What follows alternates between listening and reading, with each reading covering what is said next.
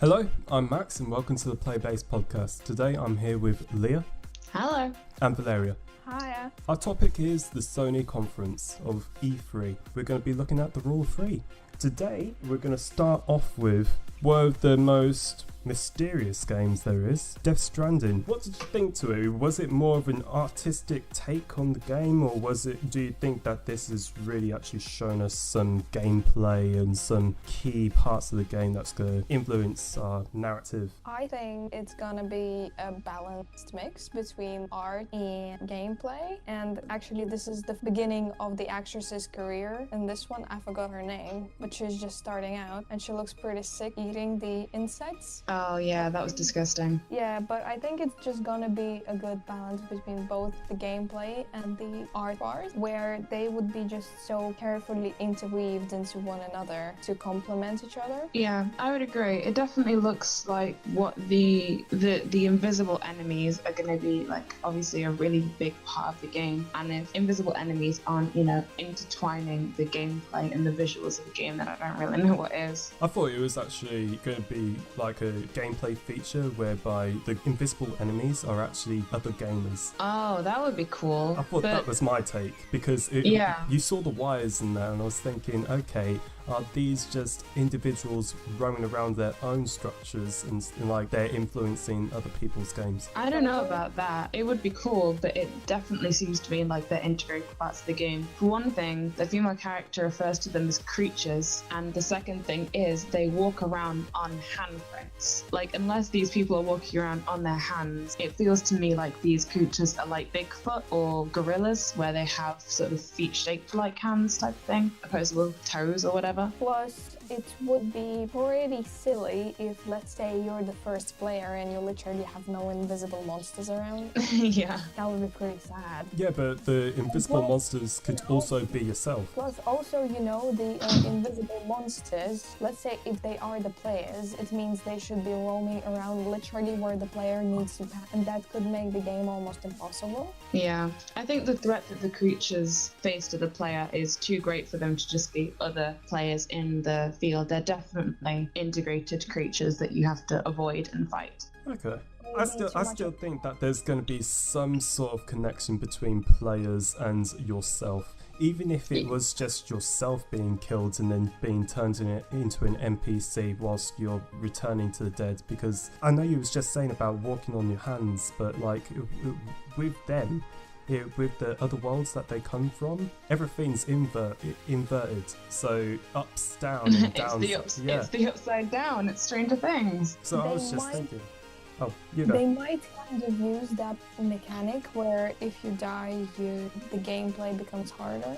Like a similar thing in the Hellblade, where if you die too many times, supposedly your save will be gone forever. Oh, spooky. I would love that. They could just make it more challenging. There was definitely an element of resurrection. They mentioned the fact that if he gets eaten by the creatures, another reason why I don't think they're going to be other people, if he gets eaten by the creatures, he'll come back, but the crater is still going to be there.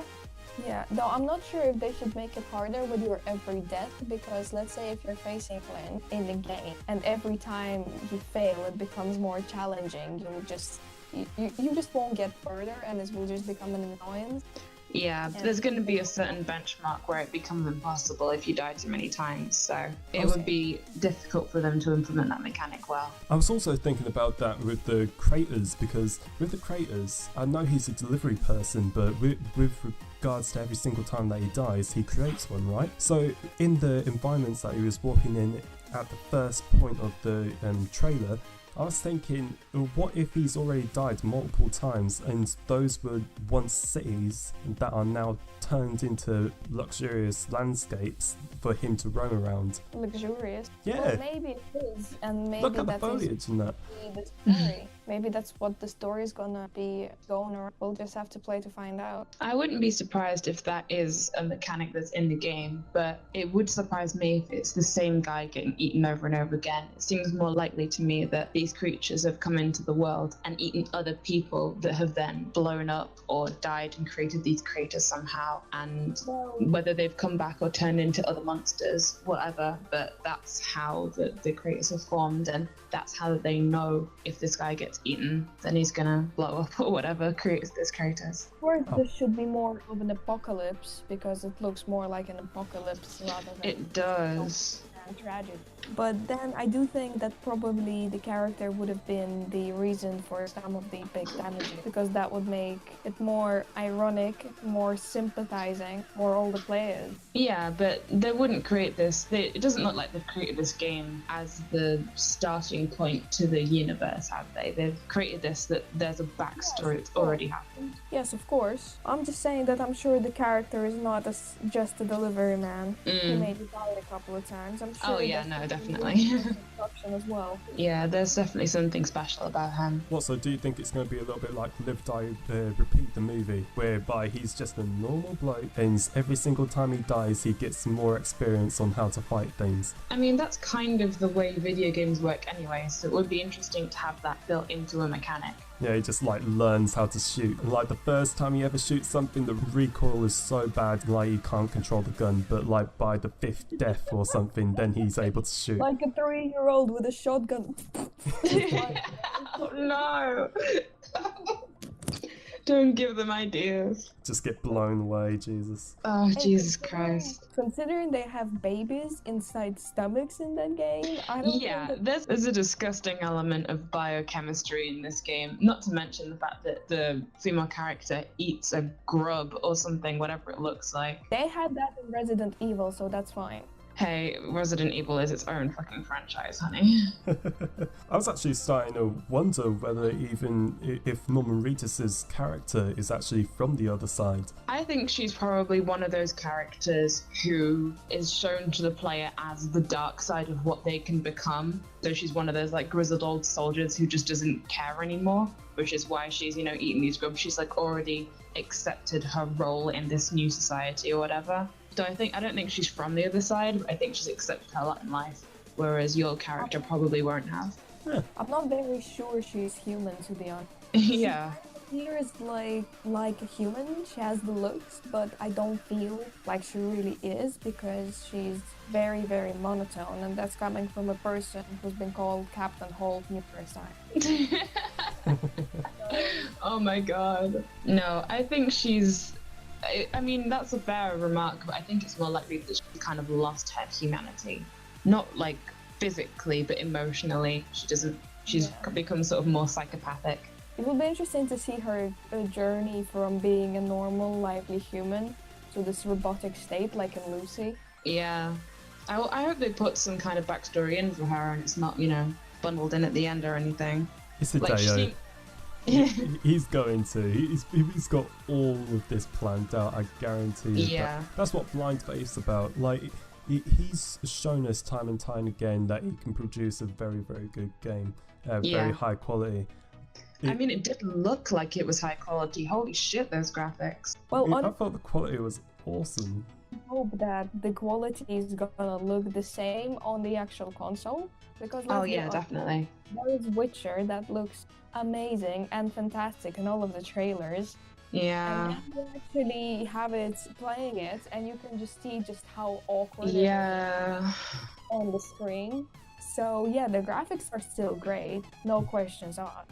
Mm-hmm. But it's just so photorealistic that I just hope they'll be able to keep it on console as well. Yeah, I hope that we don't get an FPS crash as soon as the fucking game loads. Talking about another game that actually looks very photorealistic was Ghost of Tsushima. Oh my god, as soon as the trailer, I swear to god, my eyes fell out of my sockets. That game is gorgeous. Yeah, it looks a little bit like Japanese Witcher 3. Yeah, it's so beautiful. Yeah, I don't even care what the game's actually about, it's just gorgeous. I think there will be a lot of decisions to make in that game, because from the looks of it, it's kind of about sort of deciding what's right and what's wrong. Mm-hmm. I like the fact that they've also placed in different types of ways to combat the enemies and then interact with the environment and the people. So then it actually shows in the narrative and the cutscenes. Yeah, definitely. It kind of reminds me of feudal Japan and Creed because of the ability you have of being able to escape everywhere and climb up everything. Yeah, the parkour system actually looked pretty cool. I think it was taken from Infamous Second Son. Yes, another one of my favorite games. Yeah, made by the same developer, so... It's an absolutely gorgeous game. I love it to pieces. And honestly, I'm really impressed at the historical accuracy of this one. Even the mechanics of the fighting styles actually remind me of legitimate samurai warrior techniques. Like, it's not the kind of samurai fighting you see in films. It's legitimate, historical, researched samurai. Nowadays, gamers are not gonna let you pass with some trashy Exactly. film. Yeah, but you've got to admit, it has paid off in this one. He just looks amazing. Definitely does, and I hope there will be a lot of things played around the whole samurai values, because Bushido code and things like that. Yeah, because it's very popular nowadays, but no one really knows how it is and what it's about. Mm-hmm. And there is a lot of prejudice for the culture. Yeah. And I hope that here you'll be kind of put into perspective with some of their very, let's say, harsh rules, which would sort of make more sense. Because, I mean, think about it. Killing yourself for dishonor sounds not so right for most people, for most of Europe. Yeah. Where, you know, it's Christianity and killing yourself is wrong. It's a sin. Yeah. According to, you know, whoever. Whilst here it's something that you're supposed to do at your, you know, when you fucked up. Yeah. And I hope, like, all these values will be put into perspective from those who really believed in those values. Yeah, I really hope they've done their historical research. I mean, it looks like it, but I'm looking forward to seeing the credits on this one, to be honest. Yeah, same. I think that they're probably going to end it, like, performing the... what's that thing? Seppuku. Yeah. Yeah, seppuku. I think they're going to he's going to perform that at the end of it. Oh no, don't talk about the ending of the game. I haven't played it yet. I don't want to think about it ending. I hope not, man. I hope he don't fuck up. Okay. Or actually, or if you can get different endings to it. But then if you don't, you decide to do seppuku and kind of make it more like a Heavy Rain or Beyond Two Souls, where your endings, your decisions actually affect the ending. That would be awesome. It kind of reminds me of 47 Ronin. That it's going to end like that. He's a samurai at first, then he becomes a Ronin, and then after he performs his duties and kills the other emperor that took his master's life, then he'll perform that. He's going to kill himself. Honorable suicide. Yep. Oh, I hope he doesn't. Because we already know that he becomes a Ronin, because in the very first trailer, he looks like he's all kitted out in assassin gear and that. Yeah. But then that kind of looks more like The Last Knight. Yeah, that's another good comparison then. Yeah, but if he kills himself at the end, they're shutting the door to sequel. Not if they introduce other characters. Oh god. No, I don't want to think about him killing himself. I like this character too much. No, please don't kill him off. Leah loves him. I love this character, please. Max, we have video/audio evidence right now. I'm laying you a bet. I will give you £10 if it turns out that at the end of this game, your character can or does kill himself. You will give me £10 if he doesn't. On. Yeah, we're on. Okay. It's a virtual handshake, people. This happened. I will have to be present. Yeah, you are a witness. Yeah, I'm the witness. This is our unbreakable vow. Oh god, you make it sound like a marriage. No. Oh my god. Anyway, speaking of The Last of Us, how about The Last of Us 2? Well, Joel is definitely alive because... Yeah, Joel's alive. The guy comes up to Ellie and goes, well, your old man was being hella annoying again, so if he's capable of being annoying, he's definitely alive. He's alive. He might die between where she's making out with the girl and where she's, you know, surviving for her fucking life. You call that surviving, I call that massacre. Jesus Christ. He's so badass, though. She is fucking awesome. Oh, to be honest, I feel like I'm not sure if it's something that's happened to her before the kiss Yeah. or something that happens to her after the kiss. Oh, I think it's after. Everything goes to hell, and she tells her everyone should be afraid of you, but she doesn't yet know that she's gonna be slaying giants later on. I think it is. It's going to end because the camp that they escape to, right, at the end of the first one? Yeah. I reckon that's what's in the second one. And everything goes tits up somehow. There's either going to be a military coup inside the camp, or it's going to get overrun by, fungal zombies or whatever. And she's going to have to escape. She's going to get turned on. Her daddy's going to die. Joel's going to die. And she's going to end up... This is my prediction. She's going to end up surviving for her life from people who have turned against her, and she's got all that bit in the trailer is going to happen, and then she's going to turn around and it's going to be the girl who kissed her at the start, and she's going to betray her. Oh, it honestly won't surprise me. At the very start of the first one, it literally made me tear up when his daughter died. I was like, oh my god, how? That was so heartbreaking. That's not how you expected the fucking game to start, and it just does. They full on kill his daughter. Yeah. To be honest, I'm not sure if Joel will die, because we all know for a fact that he's still in it. We've seen the other trailer, and we've seen that they're gonna be hanging out together. And Ellie, I think it would be good for them to come off there. Yeah, I'm not sure about the chick. She seems not to really care about their relationships. Yeah, but I guess it's kind of that time where it doesn't really matter. You just live and survive. Who cares if someone judges you? Yeah, that's what you were saying before, right? That, the outcry against Ellie being gay, you're like, well, you kind of take who you get in the zombie apocalypse. Yeah, and plus, come on, hanging out with the girls for a girl is safer option, because then you don't get pregnant, more chances of survival. Yeah, you don't get pregnant. Oh, plot twist. She's the cure, right? Or she's immune or whatever. What if that's part of this game? She's getting propositioned, or people want to experiment on her and take a DNA of wanting pregnant so that there's a baby. Well, that's always been my theory, because there was a poster. Haven't there been some theories that Ellie gets pregnant and then they take away her baby, or they make her miscarriage it? Kind of linked to her being immune, because they find out she's immune, and then they take away her baby in hope the baby also got the immunity gene. Yeah, I wouldn't be surprised if they're doing something like that. And of course, she's not exactly over the moon about that. Or if they did something truly sinister and then the baby didn't quite make it, and then she wants to go out and murder all of them lot. She just goes crazy. Yeah. Well, as far as we know, you can't really survive if you make a cure out of human, because it's on your brain. It's all around your brain. So if they take her baby, the baby's dead. Yeah, maybe. It would be really interesting if they tried to tie this into the fact that she's evidently does not like the dick. They're like, hey, Ellie, you need to have a kid with one of our guys so we can experiment on the baby and have, get a cure for the rest of humanity. And she's like, first of all, no. Second of all, no. Well, to be honest, I don't think she would let herself get raped, considering how bad it is. Exactly, right? And that's what drives her away from the group and leads them to... So they're not trying to kill her, they're trying to capture her so they can drag her back and use her, fetus or whatever. Or just use her blood. She might not even get pregnant at all.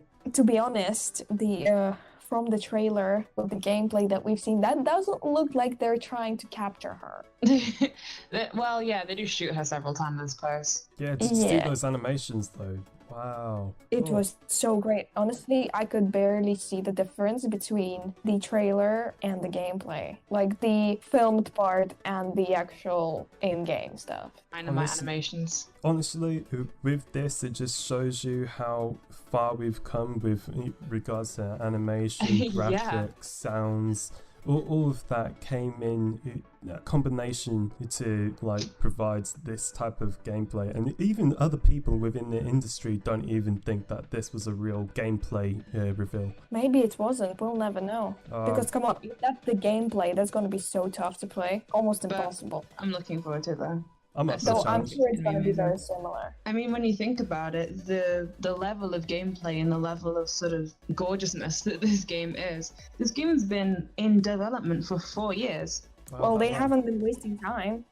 Yeah, but that means that this technology is essentially 4 years old. So imagine what in 4 years' time games are going to look like with the technology of 2018. If 2014's games can look like this. To be honest, I'm not sure how they've been working in terms of their technologies, because I'm sure they do take up some new available technologies. Oh yeah, or definitely. they work on something of their own, like Ninja Theory did. Because Yeah. let's not forget, Ninja Theory made their own motion capture studio from scratch. That's why they look so gorgeous. Yeah.